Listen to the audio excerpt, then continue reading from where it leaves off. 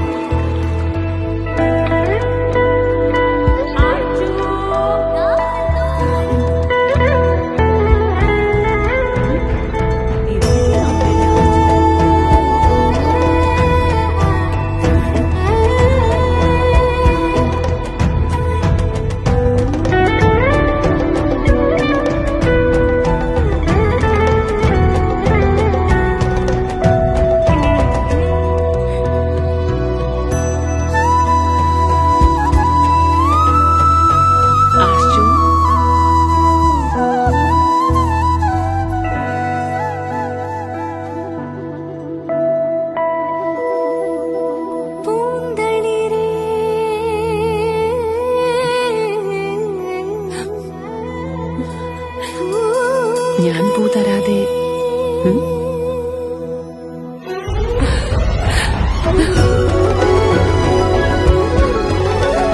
തനിഷ്ക് അവതരിപ്പിക്കുന്നു ഓണമോർമ്മകൾ.